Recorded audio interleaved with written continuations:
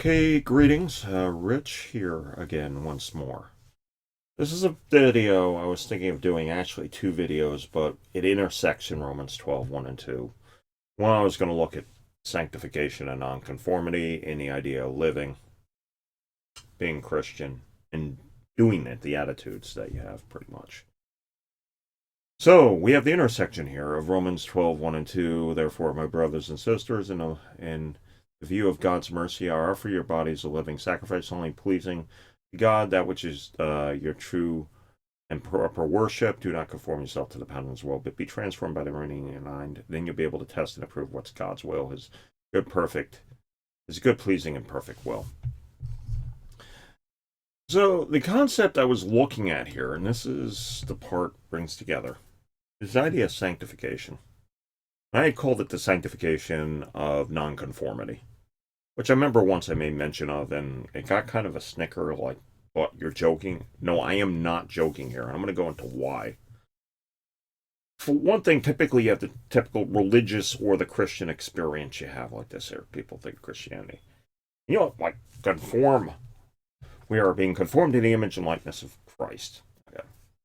Likeness to God. So the idea is conformity. The idea is certain set moral standards, measuring up to some external standards that you have, and being something that's just a measure and virtue of what a community accepts. Virtue in terms of that there. Concept related to this, I would like to say here is, what if God's will deep down is that you become fully who you are, the best person you can be, as uniquely as you can be. And that represents the vehicle by which you manifest God to the world. Not yourself maybe being the fullness of God in that regards. I mean, you represent every single attribute, but you, at least playing part of it. Or you in the temperament, like Christ says. And what if being conformed to the image and likeness of Christ consists of a person being uniquely who they are? We have two concepts that come together, which is the idea of nonconformity and doing. So again, this video, the other one I did here, which I actually did one about grace, but then there was another video, help, I can't do the Christian religion, was a confession for me about that. And then I had doing Christianity and relating to connecting with others. But there is that one piece there, because if you look at James about the true religion, looking at widows, orphans at times of their distress, aka the fatherless or the woman who doesn't have a man, marital relationship stuff or whatever else, back that day, where a woman was not able to earn income or something else and depend on a man in the house. It was just the fatherless or the man without the house. Anyhow, that was one. That was the charity love. The other one says, talking about moral purity, keeping self undefiled from the world. So that one touches more into this part here. So we go back to Romans 12:1 and 2, which is looking at being a living sacrifice. Sanctification, which I'll get in a bit here, which is actually holiness. I want to talk to a bit here. So it's pretty much holiness and being set apart here. I'm going to actually flip a bit. I was going to discuss a bit, but that's what sanctification means, holiness or being set apart here. And we'll get back to that in a minute. But now, I said I was going to flip it, but let's get back a minute. I just want to get back to the risks of the nonconformity side here. What you have with the risks here, it's one of the issues you have with the risks, is such things as seen in Proverbs. I'm moving this up for a second, bear with me.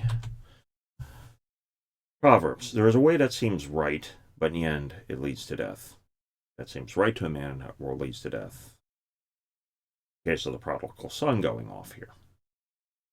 He goes off and squanders his own father's wealth and all that. And such a scene as that here. And that's typically in a religious or the Christian perspective. Oh, therefore you come conformity to the group and you do it. Therefore don't go off on your own. There are risks involved with doing this. But the other thing is, Jesus said, he who attempts to save his own life will lose it, but he who loses it for my sake will keep it. Anyhow, there's in that prodigal son an attempt to pursue to gain the whole world, for example, in that. What does it gain to do that? So, yes, in that pursuit, you can do it wrongly. Proverbs speaks about having wisdom and everything else here. But I want to go to the challenge of non-conformity. And what about the person who doesn't fit in? And where does this fit in? And can it actually be a vessel by which to connect with Christ and do the will of God? Well, if you look at the meaning of, we're having sanctification, which is holiness, becoming more holy. Holiness means to set apart. See in Revelations, come out among them and be separate. So we have sanctification as holiness and separateness. Be holy, for I am holy, God says. So, in that, it means standing out with that, being a unique people, chosen, being a unique person. There's an aspect of it being different. So you have Paul here, do not conform yourself to the ways of the world. There's a lot of conformity if you look at social trends here. If you look at the challenge of like YouTube, they want you to go along and blend in and being trendy and trending, and so you end up not being yourself in that. And again, that's where what is a profit? The whole world moves the soul. Getting back to that one point there, let's focus on the lose the soul part. Of what profit is if you gain everything else if you lose who you are as a person? If who you are is lost in the process, you will simply to go along, but even just gain the entire world. Well, of what point is it if you're not you anymore? But of course, there is parts of you that may be flawed and weak. Pointing out to that part, and I would say, yes, there is work on that here. And that's where the sanctification is. It's not just nonconformity, but sanctification. It's the intersection between the two here. But let's look at the other part here. Let's talk about the whole idea of holiness to the extent, or morally pure, or morally excellent, or being an upright citizen brigade type person here, which can lead to a conformity aspect to it. Trying to blend in with the church, trying to be socially acceptable, trying to meet the standards, and trying to keep up with the Joneses and all that. Conformity. If there is the idea of coming out amongst them and being separate, holiness is being separate, maybe in that path, maybe found in it, is maybe the idea of being different. To that end, you think about this here, I thought it said one thing, I think it's in Corinthians where Paul writes like this here. There's no temptation to overcome you except that which is common to man. To which I was going to make a joking comment to that. Maybe the idea to actually get full holiness is actually to be not like anybody else and, just be a really oddball. Here's the thing, that people try to be oddballs for the sake of being trendy and stuff and fitting in. That's weird. But anyhow, you have the legendary story of Antipas from the book of Revelation, which Antipas meaning against all. Anti. And the statement was that Antipas, the whole world is against you. Antipas replies, then I am against the whole world. So you have that part of there, of not fitting in with everything else here. But let's take a look at another case, and it's an expression of like Saul. It's an expression I want to stick on, which I've tried to push. I don't know if I tried to push, but I've said it before. Like Saul's armor to David. It's out of 1 Samuel 17:39. David fastens his sword, fastens on Saul's sword, his sword, over his tunic, and tries to walk around because he's no use to them. He tries to walk around because of no use to them. He pretty much says this: I cannot go in these because I have no use for them. So he took them off. So here's the case of David. Saul offers like the typical normal person in things. You've typically fought the battle one-on-one against the giant, against Goliath. You put on the armor, you go head-to-head. You're supposed to fit in and go by this conformity. What the social thing is. If David did that, he would have been killed. He was not trained in the sword, and that's not what he was. David, the man that's considered, the Bible says, after God's own heart, which I would say that means that he has the same things at the heart as God does. And after my own heart. Case of David. So it said that when he was confronted with sin, something else, he brought it up, with the Bathsheba and all that. He was aware of it, had the same values of God there, but he did not fight as everybody else fought. He saved Israel from this by fighting differently. A way nobody else foresaw. The slinger. You're supposed to go head-to-head against a giant. No, he did a range attack. Hitting with a sling, hits Goliath in the head. Goliath goes down. So there is this point about being different in not running off like the prodigal son, but in balance with what's good, what's pure, what's holy. Well, what's pure, what's lovely, let your mind dwell on these things. You could see that there about that, transformed by the renewing of your mind. So you have this. You have Romans 12, 4 through 8, and 1 Corinthians 2, 12, 20. There are many parts. They're one body, many members, and they have different gifts. You have 1 Corinthians 12, 25 through 12 through, 1 Corinthians 12, 12 through 25. Do not despise those who have different gifts. Not everybody's an eyeball. Not everybody's this. Not everybody's that part here. So there's that part here of having people different giftings and maybe more. Ideas maybe to find your own. So in that here, you also have the other part here about this being different. And there's the other part here is like the will of God being something else where you're trying to track down and looking down every single thing that's spelt out and reading the tea leaves and that, and you're going to follow like a foot soldier. You're going to go across and just do it and follow marching orders. Well, look at the parable of talents, like Matthew 25, 14 through 30, about the parable of the talents. It was just go out there and the person who's giving out the talents is like a venture capitalist saying, here, I'm going to give you this startup capital, giving that person out there, more talented person here, to go out and do something else. Not spelled out, just get me an increase. So with that there, by the way, talent in that thing, it's an interesting thing. The word talent we have here, we think of talent as a skill. The thing is, the currency that the word talent comes from is derived from skilled labor. So I believe the word talent we have now comes from the use of currency. So it's interesting when I've had discussions with people about this, about talents and putting it, no, that's just money. I'm like, no, it's not. The skills are what produce the money in this case here. You have that there. We have here, Paul, and you're talking about putting it to use and everything else here. Now we're going to go a little bit more into the sanctification part of this here, which I meant to step out here, okay? About the idea of being meaningful, about redeeming the times for the days are evil. This is Paul, Ephesians 5:16. Redeem the time for the days are evil. The idea, now we're getting a little bit here where the intersection between the whole sanctification, being set apart, and doing it is here. The idea here of realizing your time and being purposeful. Time's slipping away in your life, in everybody's life here.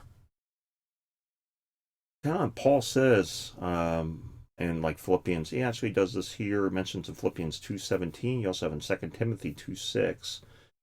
The talk of being a drink offering being poured out as a sacrifice. And Paul's certainly coming to faith, and I'm glad and rejoice with you and being poured out as a drink offering for my time of departure is near. It's kind of the life. Every single day, a little bit more slipping away. Time goes by. You're getting spent more. The time's winding down. What do you do in this here? So I would say we get back to the worship and stuff like this here, the living sacrifice, a matter of living purposefully in a way that's uniquely you and discerning this and going forth and doing it and being it. And from the being, doing. It's a matter of being. Knowing and expressing who you are as a person, producing the fruit that way. A tree produces fruit naturally. It's what comes out of you naturally. Having that refined, working on who you are is unique as a person here. The other thing here, it's like, and I have a lot of something else too, talking about what you do here, another place here. It says, we demolish arguments and every pretension set up against, this is 2 Corinthians 10:5. 5 through, might be 5 or 6 or something else. Anyhow, check that out if you want to check it out. We demolish arguments and every pretense to set up self against the knowledge of Christ, and we take captive every thought, and make it obedient to Christ. You take the conformity route, thinking on this area of fitting in marching that there. That looks like thought control, a totalitarian state, which could be one way to do that. And you'll actually see people in a church group, they do it, and if somebody's a non-conformer and doesn't fit in with the social norms, yes, they're going to be exiled. But let's take another perspective of it. And this one's here is actually the idea of, let's say, for example, it's the area of obtaining wisdom. Let's say in that verse there, it refers to actually the stray thought, vain thoughts. I know there's an Orthodox church, vain thoughts and evil memories, trying to be protected against here. Vain being empty thoughts, disciplined in one's thinking. Obedient to Christ would then look at what does Christ want. That's a different subject here, but if you look at things like the Sermon on the Mount and other places, you get some idea what Christ is after here. And that's the one thing to keep in mind here when doing this. The one thing to keep in mind is that maybe it's the idea of like this is that in this, we look at the sanctification and doing it. This might be what Christ wants. You're going to have to look further for it here. The idea I want to bring up that verse there is talking about being disciplined in one's thinking or not lax. And I probably could use a better one, but that's what popped in my head here. But we're talking about purposefulness. We go back to Paul in 1 Corinthians 9, 25, 24, 25, 26, this area here. You'll see it there. It says, do you not know that in a race all the runners run, only one gets a prize? Run in such a way that you get the prize. Everyone who competes for the games goes into strict training. Therefore, they do it to get the crown that will not last, but we will get a crown that will last forever. Therefore, do not run like someone who's running aimlessly. Do not fight like a boxer beating the air. Well, that boxer, there's shadow boxing, etc., and that's part of training. But you can, if you're looking at it, we see the person there, it looks like they're not fighting anything. So in that would be a point there. Again, another point you see Paul talking about discipline here. So in that, there is a case of this here about being part and separate, finding oneself, finding non-conformity, finding out what you are, having it being meaningful in what it does here, and reflective of it. Look at the fruit of the Spirit, peace, love, joy, soundness, discipline of mind, self-control, as another translation, and other things. There's going to be more study on this here. You have to make a judgment call whether what you see in the teachings of Christ are relevant, we have disagreements with. There'll be some that doubt and say that thing here, I want to be very authoritarian, that will lock it up to the point where it ends up being something to the extent that it's just corresponding with some external worship you have like this in shibboleths of like you pronounce something different, you're not welcome. The idea of like this, running wisely, getting discernment, here. Because as you said, you do it wrong, you end up like the prodigal son, you go broke, or you can end up dead on the side of the street. And that's what it was when a prodigal son returned back to his father. It says, well, to his brother. He says like this, because his brother was upsetting him for a party. It says, your brother was dead, but now he's alive. So anyhow, a little bit about maybe what God wants. I'll probably hint at this in another video. Something about, like, he said something at the beginning, like, be fruitful, multiply, and take dominion. I would say God has a growth bias. You have the case of Tower of Babel, where they're just staying around and coming together and trying to build a tower to go up to heaven. God scatters them. There's time to scatter and time to gather. Talking about going into all the world making disciples. You see that here. I thought of Steve Taylor's Be a Clone. Go look up that song. I think I'll put a link in the description below. The idea of this conforming to be like everybody else, you have to wonder what it was here, and actually what you have here is actually the body of Christ be collectively coming together. But in this here, that's a challenge I would have here, that maybe the idea of going forth, taking dominion and stuff, means that you, in your limited time and space here, fully get into who you are as a person, introspect it, discard all the stuff. And Paul writes that not all things are legal, but not all things are profitable. Get rid of the less fruitful things in your life, refine and do it. Other things keep in mind, bad company corrupts good morals. Just do an introspection on what matters. As a matter of fact, that's the Lenten season. Time for introspection. So in this, you may find the intersection of what your calling and purpose in life is here. And in that, be able to go forth and live a more meaningful life. If you're wondering why it's drifting and boring, it might not be because it's not connected to some higher purpose. Maybe the purposes of Christ's agenda. And in this, you find yourself fully who you are. No, it's something else. I think this connects a little bit where Jesus said, let your yes be yes, your no be no, let everyone else be free from the evil one.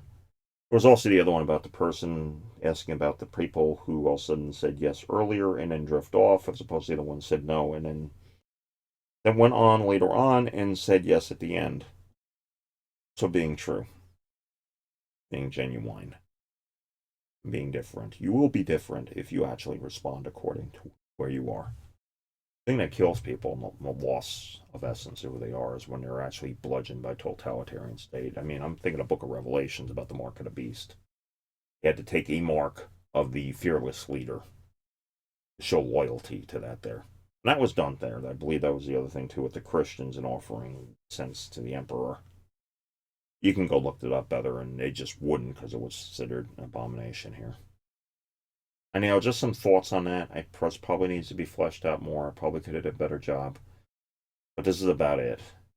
So this is a sanctification nonconformity, and probably the point I would close here regarding it. At the intersection you see here, maybe the idea here is when you become fully who you are as a person and mindful of the things of Christ, allow Christ to flow through this by the grace of God in you, Spirit of God moving in you. Proper discernment in the proper ways and proper wisdom.